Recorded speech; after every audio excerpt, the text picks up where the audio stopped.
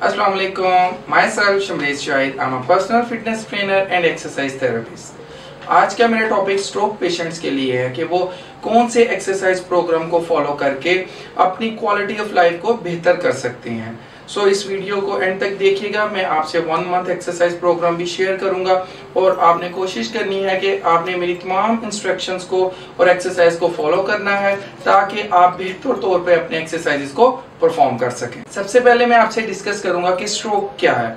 Basically आपकी body में मौजूद जो ब्लड वेसल्स हैं जिनका काम ब्रेन तक आपके ऑक्सीजन और की न्यूट्रिएंट्स को पहुंचाना है, जब उनके रास्ते में कोई रुकावट आती है या वो ब्रस्ट हो जाते हैं या क्लॉग्ड हो जाते हैं तो आपको स्ट्रोक होती है। इन शॉर्ट आप कह सकते हैं कि जब आपके ब्रेन की तरफ प्रॉपर ब्लड फ्लो ना जाए तो आपको स्ट्रोक का सामना करना पड़ सकता है। Before I tell you about exercise program, मैं आपसे कुछ गाइडलाइंस शेयर करूंगा, आपको रिकमेंड करूंगा कुछ चीजें जो आपने जरूर फॉलो करनी है। फर्स्ट ऑफ ऑल आपने कोशिश करनी है कि आपने presses like chest press, shoulder press और इस तरह लेग प्रेस एक्सरसाइजेस को अवॉइड करना है। इसी तरह जब भी आप एक्सरसाइज स्टार्ट करने लगें और जब आप एक्सरसाइज फिनिश कर लें तो आपने अपने ब्लड प्रेशर को जरूर चेक करना है। इसी तरह आपने वार्म अप और कूल डाउन एक्सरसाइजेस को निगलेक्ट नहीं करना।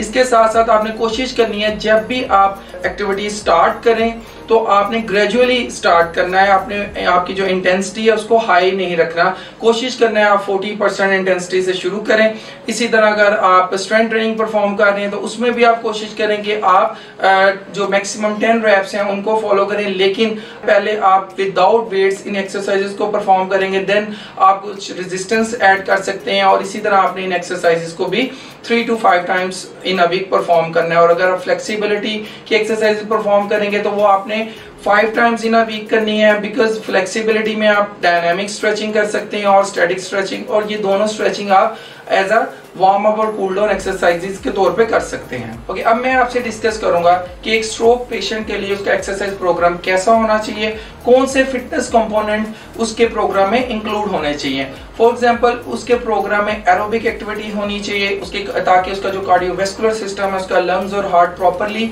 वर्क करे। इसी तरह उसकी मसल की स्ट्रेंथनिंग की एक्सरसाइजेस होनी चाहिए, एंड्योरेंस की एक्सरसाइजेस होनी चाहिए। उसके साथ साथ उसकी जॉइंट रेंज ऑफ मोशन को इंक्रीज करने के लिए फ्लेक्सिबिलिटी और स्ट्रेचिंग की एक्सरसाइजेस भी शामिल हैं। इसके अलावा जो सबसे अहम चीज है आपकी बैलेंस और कोऑर्डिनेशन की एक्सरसाइजेस का होना भी बहुत जरूरी है। नाउ द क्वेश्चन इज कि एक स्ट्रोक पेशेंट के एक्सरसाइज प्रोग्राम में एंड्योरेंस का होना क्यों जरूरी है, उसको एरोबिक एक्टिविटीज क्यों करनी चाहिए। इन सिंपल वर्ड्स, जब वो एरोबिक एक्टिविटीज करेगा उसकी कार्डियोवैस्कुलर सिस्टम बेहतर होगा, उसके लंग्स प्रॉपर्ली वर्क करेंगे, रेस्पिरेटरी सिस्टम बेहतर होगा, उसका हार्ट, उसकी ब्लड सर्कुलेशन बेहतर होगी। जब ये तमाम चीजों में वो इम्प्रूवमेंट महसूस करेगा, दैट मीन्स के थ्रू आउट द डे उसकी जो एक्टिविटी लेवल है वो इंक्रीज होगा। नाउ द क्वेश्चन इज कि एक स्ट्रोक पेशेंट के एक्सरसाइज प्रोग्राम में स्ट्रेंथ ट्रेनिंग क्यों जरूरी है। बेसिकली जब वो स्ट्रेंथ ट्रेनिंग करेगा तो उसके मसल स्ट्रेंथन होंगे, तो वो डेली एक्टिविटीज लाइक अगर सपोज वो लेग्स की एक्सरसाइज करता है, अगर उसके लेग्स के मसल स्ट्रेंथन होंगे तो वो इजीली स्टेयर क्लाइंबिंग कर सकता है। इसी तरह वो चेयर से इजीली उठ और बैठ सकता है। और इसके अलावा अगर वो आर्म स्ट्रेंथनिंग करता है तो वो नॉर्मल जो घर में चीजें पड़ी हैं उनको वो इजीली ग्रैब कर सकते हैं, उनको उठा सकता है और ऑब्जेक्ट्स को एक जगह से दूसरी जगह ले जाने में ये तमाम चीजें, ये तमाम स्ट्रेंथ ट्रेनिंग उसको हेल्प आउट करेंगे। द नेक्स्ट क्वेश्चन इज कि एक स्ट्रोक पेशेंट के एक्सरसाइज प्रोग्राम में बैलेंस क्यों जरूरी है, कोऑर्डिनेशन क्यों जरूरी है। सो सिंपली जब भी उसका बैलेंस बेहतर होगा, उसकी टोर्सो, उसका एब्डोमिनल, उसका कोर स्ट्रेंथन होगा, तो उसका सबसे जो एक मेन चीज है कि उसके गिरने के खतरात जो हैं वो कम हो जाएंगे। दैट मीन्स कि वो इजीली जब अपने आप को बैलेंस करेगा तो वो अपने आप को सिक्योर और सेफ फील करेगा। नेक्स्ट क्वेश्चन इज कि एक स्ट्रोक पेशेंट के एक्सरसाइज प्रोग्राम में फ्लेक्सिबिलिटी क्यों जरूरी है, स्ट्रेचिंग क्यों जरूरी है, जॉइंट रेंज ऑफ मोशन क्यों जरूरी है।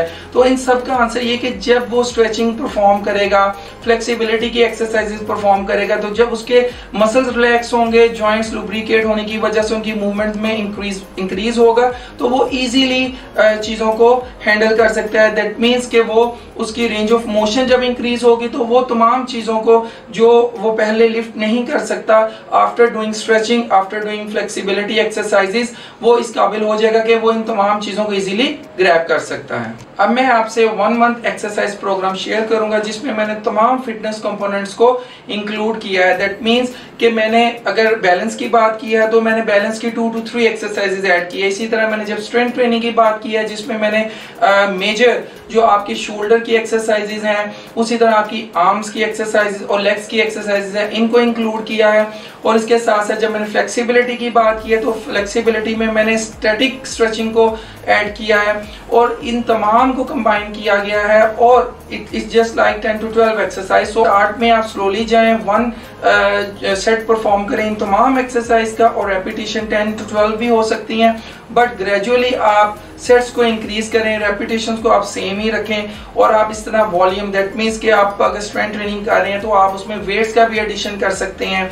इसी तरह जब मैंने फ्लेक्सिबिलिटी की बात किया तो आपने कोशिश करनी है कि आपने मिनिमम 10 सेकेंड होल्ड करना है।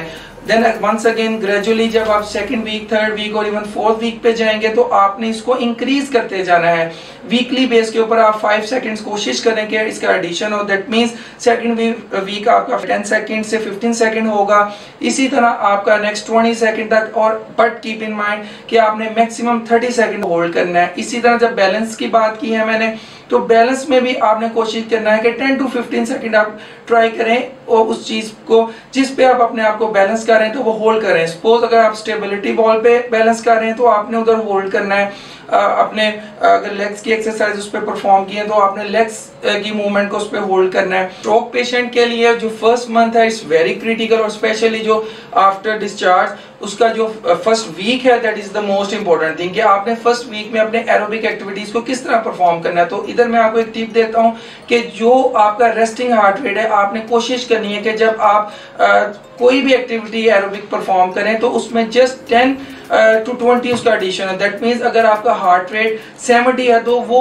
80 और 90 से ऊपर नहीं जाना चाहिए। अगर आपका वो 90 से ऊपर जाने लगे तो आप रेस्ट करें। आप अपने जो बूट्स हैं, आपके जो इंटरवल्स हैं उनको शॉर्ट रखें। सो आपका एक्सरसाइज प्रोग्राम मिनिमम 30 मिनट्स और मैक्सिमम कोशिश करें वो 60 मिनट से ज़्यादा ना हो। लेकिन जब आप 60 मिनट्स परफॉर्म करें तो आपकी तमाम चीज़ें उसमें इंक्लूड हों। दैट मीन्स आपकी फ्लेक्सिबिलिटी के एक्सरसाइजेज, आपकी एरोबिक एक्सरसाइजेज और इसी तरह स्ट्रेंथ ट्रेनिंग और बैलेंस की एक्टिविटीज जितनी भी हैं वो सब इसमें शामिल होनी चाहिए। इसी तरह आप कोशिश करें कि जब स्ट्रेंथ ट्रेनिंग परफॉर्म करें तो वो वीक में at least twice in a week आप उसे परफॉर्म करें।